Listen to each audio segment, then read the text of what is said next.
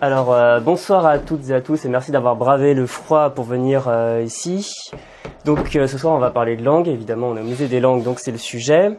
Et plus particulièrement, comment apprendre efficacement n'importe quelle langue étrangère. Donc, laissez-moi me présenter d'abord. Je suis Pierre du blog Le Monde des Langues. Donc, est-ce qu'il y a des gens qui connaissent pas ici ? N'ayez pas peur, je ne vais pas vous lancer des cailloux. Et voilà, comme ça, ce sera la découverte de la soirée. Très bien, donc pour résumer rapidement... Bien sûr.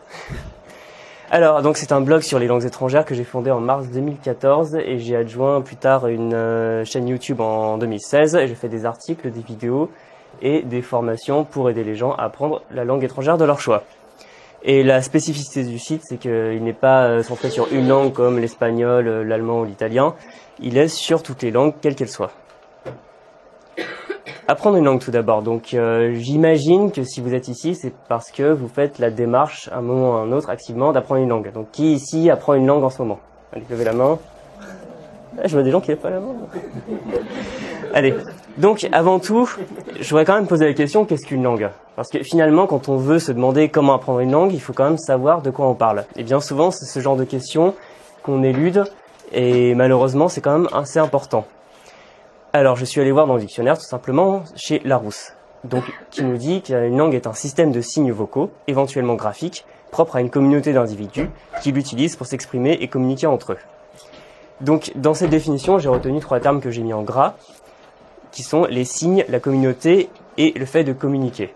Parce que finalement, parler une langue, c'est utiliser des signes, comme on le voit ici, je vais essayer de pas cacher la vidéo, utiliser des signes, que ce soit vocaux ou écrits. Par exemple, j'utilise le français pour communiquer en français avec vous, j'écris en français et je mets même des pictogrammes qui sont un mode de communication. Donc je vais communiquer, c'est-à-dire transmettre et recevoir de l'information avec une communauté, parce que vu que la plupart des gens ici, je suppose, sont français, on utilise ensemble la langue de la communauté qui est la nôtre, le français. Et finalement, apprendre une langue, ça va être un travail un peu différent, ça va être apprendre les fameux signes vocaux et graphiques pour communiquer avec des individus qui, cette fois, seront issus d'une communauté différente de la sienne. Par exemple, je suis français, je vais parler à quelqu'un de la communauté espagnole, il y a donc une barrière de la langue que je vais surmonter, par exemple, en parlant espagnol. Maintenant, on va voir vraiment ce qu'est un signe, parce que finalement, c'est intéressant de le définir. Un signe, finalement, c'est ce qu'on va appeler un mot, tout simplement. Et un mot, il va avoir 2 composantes. La composante, tout d'abord, vocale, qui est dans à peu près la quasi-totalité des langues.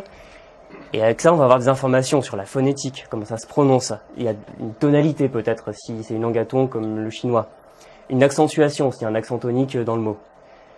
Il va y avoir aussi, il y a quand même une majorité de langues qui ne sont pas écrites, mais la majorité des langues que les gens apprennent ont quand même une écriture. Donc il va y avoir tout l'aspect de l'écriture. Est-ce qu'on va écrire en alphabet latin comme le français, en alphabet grec, en alphabet cyrillique, ou est-ce qu'on va écrire en devanagari, en sinogramme, etc. L'orthographe, c'est comment tous ces caractères vont s'agencer, parce qu'on ne peut pas faire comme on veut tout le temps. Et la calligraphie, par exemple en chinois, on doit tracer les traits dans un certain ordre.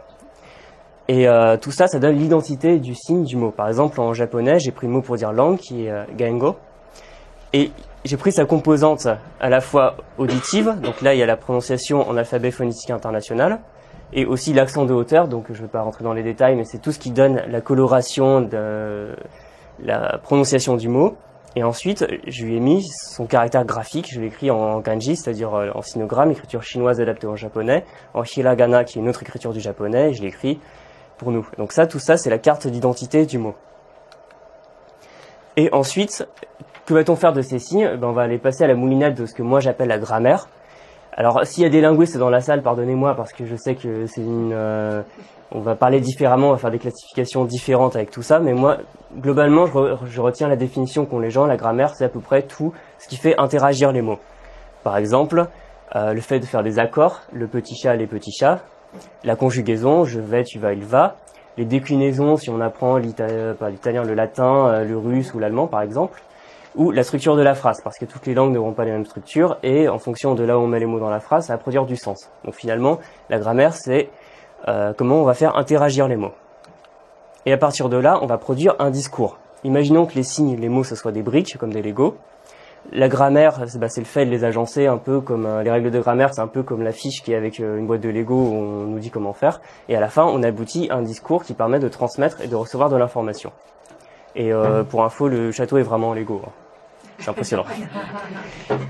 Et donc, récapitulons, finalement, apprendre une langue, c'est apprendre des mots, les fameux signes, avec leur écriture et leur prononciation, et aussi leurs interactions, donc pour simplifier la grammaire, ce qui va permettre de faire du discours, donc comprendre et se faire comprendre à l'écrit et aussi à l'oral. Maintenant, pourquoi apprendre une langue? Parce qu'on a vu ce que c'était, on a parlé un peu de l'aspect communautaire, et on va s'intéresser à ce qui va nous pousser à apprendre une langue. Donc, il n'y a pas de réponse prédéfinie, parce que si vous parlez avec des gens qui apprennent des langues, il va y avoir autant de réponses qu'il y a d'apprenants.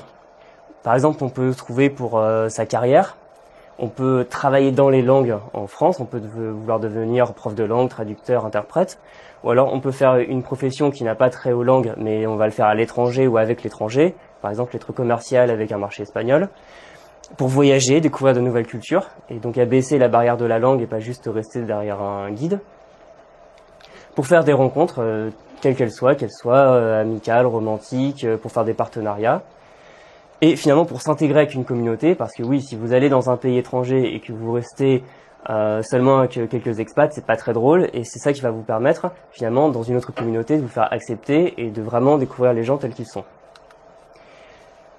Et on peut ajouter à ça qu'on est dans un monde où apprendre une langue est de plus en plus utile, parce que il y a un rapprochement des frontières qui est réel, parce qu'il y a 100 ans, si vous vouliez faire par exemple Paris-Tokyo, il fallait quand même relativement longtemps. Maintenant, de chez vous à l'hôtel, je suppose qu'en à peu près une trentaine d'heures, ça doit se faire.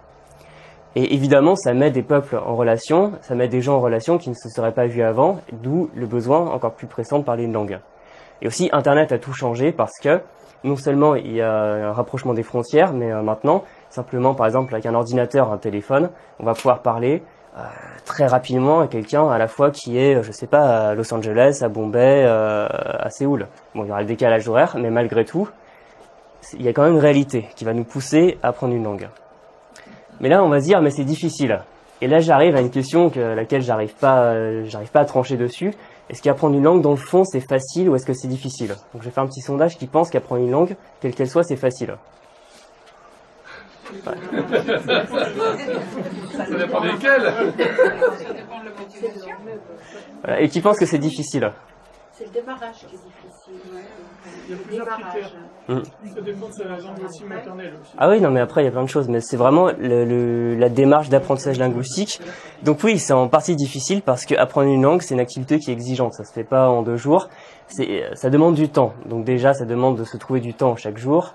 Parce que si on a un emploi du temps trop chargé pour apprendre une langue, bah, c'est pas possible. Ça demande de se projeter un peu sur le futur. Parce que même si on voit de temps en temps sur Internet des pubs du style il a appris une langue en 7 jours, ça semble compliqué. Vous voyez à qui je pense. Ça demande aussi de la pratique, parce que c'est en forgeant qu'on devient forgeron, et ça, il faut remettre sans arrêt son ouvrage pour apprendre une langue.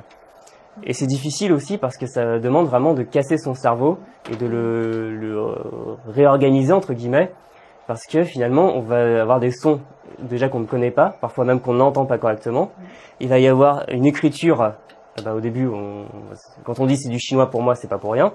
Des structures aussi, parce que beaucoup de gens disent mais la grammaire allemande, ça j'y comprends rien. Voilà, c'est une question je pense d'état d'esprit, mais ça impose quand même de voir les choses différemment. Et surtout, comme vous disiez, c'est le démarrage qui est difficile, parce que souvent on ne sait pas par où commencer, on n'a pas la feuille de route.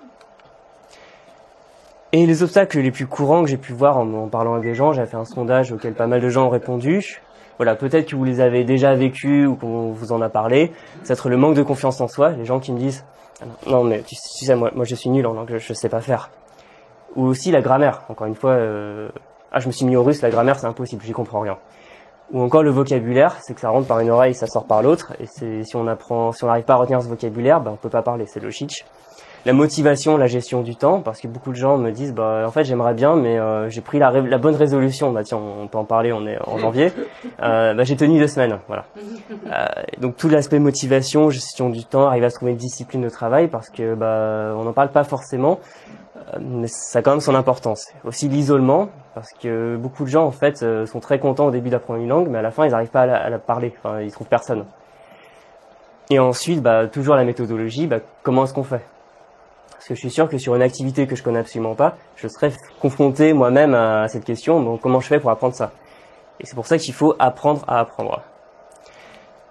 Et je pense aussi que c'est facile, parce que finalement, personne n'est nul en langue, ça je le maintiens. Bon, évidemment, il y a des gens qui ont un don pour ceci, cela, pour la mémoire, qui sont disciplinés, qui ont une bonne oreille. Il y a une réalité derrière tout ça. Mais je pense que personne n'est nul, à moins d'avoir une réelle déficience, mais ça c'est un autre problème. Parce que si on a appris sa langue maternelle, ça veut dire que le cerveau est équipé pour apprendre n'importe quelle langue. Et ensuite, il faut arriver à se créer un environnement comme un enfant, ça je le mets entre guillemets, parce qu'on dit toujours qu'il faut apprendre les langues comme un enfant, sans jamais savoir ce que ça veut dire.